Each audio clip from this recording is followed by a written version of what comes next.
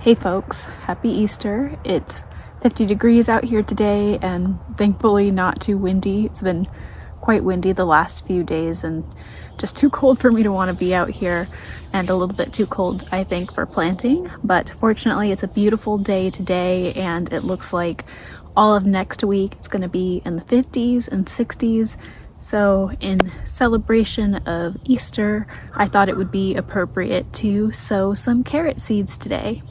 And then after that, I'm going to do one of my favorite annual activities, which is giving my blueberries a drink of coffee to start the spring.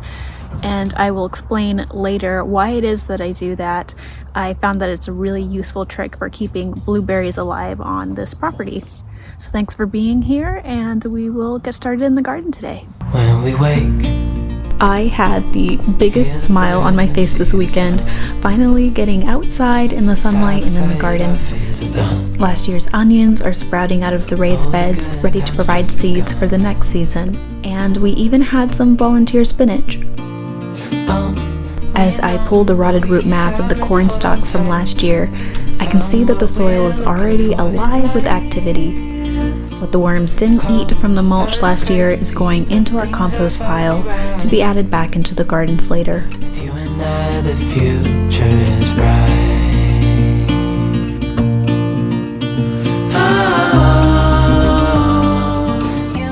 Last fall, we planted garlic purchased from the Common Ground Fair, and these are starting to make an appearance as well. I look back on all we accomplished last year, and I cannot wait to see what the garden has in store for us. We worked hard to improve the fertility of the soil with compost, grass clippings, straw, and leaf mulch, and every year the soil becomes darker and richer. Side by side and through and through. This year's garden plan expands on last year's companion planting.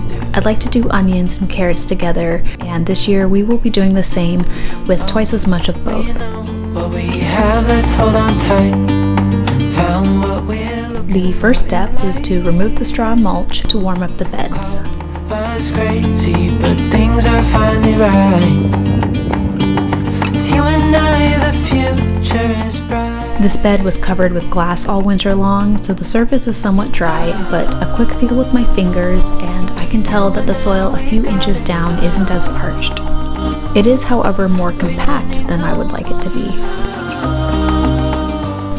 My goal is to do no dig for most of my beds, but quality, soft, spongy soil can take a while to accomplish.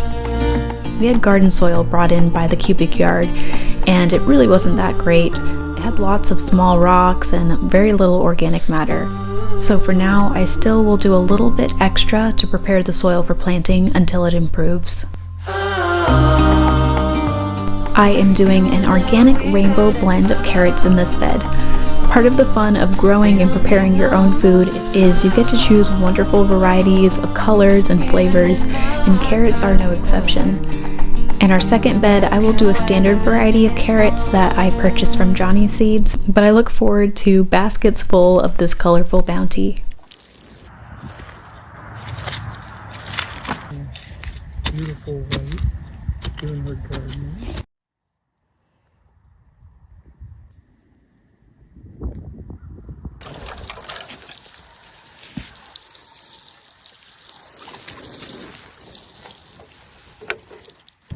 Hey, so I was gonna film over by where the blueberries are, but it's that time of year where it is extremely sunny and overexposed, so I'm just going to explain what I'll be doing and why over here, and then we'll actually go do the activity where the blueberries are. So a little history about blueberries on this property. My husband has lived here for almost 30 years, and he's tried to grow blueberries on the property before, but they've never really taken.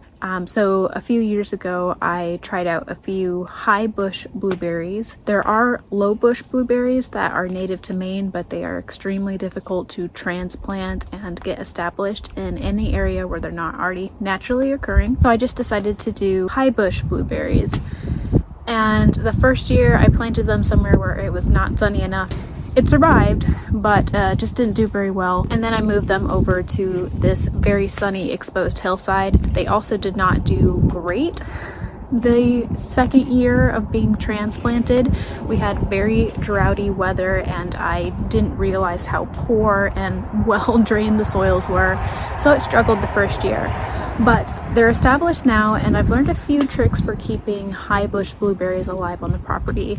And part of that is making sure that the soil conditions are right. Blueberries prefer slightly acidic soils, and I figured out a way to add acidity to the soil using coffee. So you've probably heard of using coffee grounds in your garden. Coffee grounds are rich in nitrogen and can be used as a fertilizer. But the downside to using coffee grounds is you're actually missing out on the natural acidity of the coffee if you only use the coffee grounds. You want to also use the leachate that you drink. So what I do each year is I brew up a batch of coffee, and I leave the coffee grounds in there so that I can get the added nitrogen. And then I just feed that to my blueberries at the beginning of the season when the buds on the blueberries start to fatten up a little bit. Right now is a great time to do that. So last year when I did this, I added the coffee and coffee grounds to my watering can here. I would not recommend that you do that. It was ridiculous that I did that. I ended up having to dig out coffee grounds from the filter here for weeks and weeks. So my recommendation is just that you put it in some kind of watering container that doesn't have any filter on it, and that'll make your life a lot easier. All right, let's go wake up some blueberries. Since this hillside is sunny and exposed, it gets the full brunt of winter winds, so I took great care in covering the blueberries with a thick layer of straw last fall. Now we can remove this straw and allow the soil to warm up underneath. Besides coffee, there are actually lots of different ways that you can improve the acidity of the soil naturally. A sawdust mulch is slightly acidic and can create a thick layer on top to trap moisture underneath. You can also use green pine needles. Not only will these improve the acidity, but they will also provide nitrogen to the soil as well. This year, however, we are going to try a new mulch on my blueberries, a living ground cover.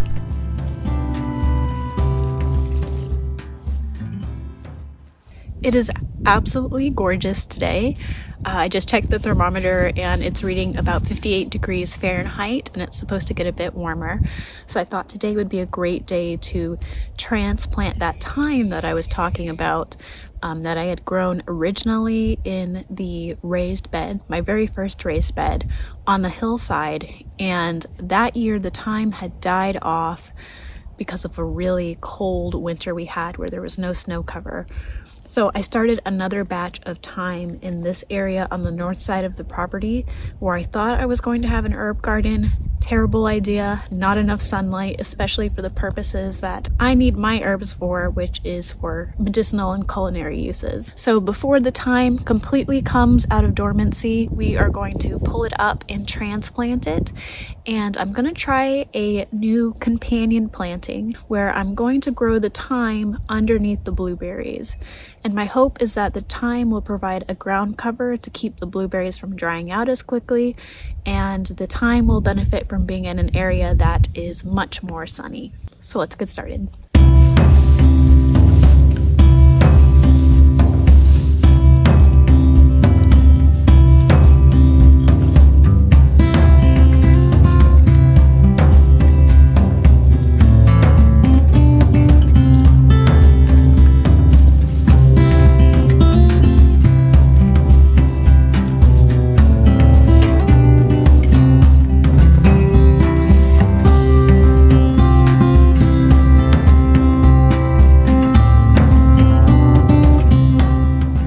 I can tell that this soil is healthy as there are lots of worms underneath, and there's also mycelium, which is a white fungus that aids in producing healthy soil.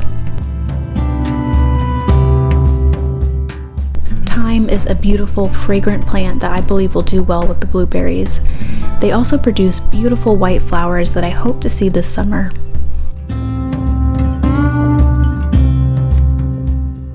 I will keep you up to date on how well my garden companions get along this summer.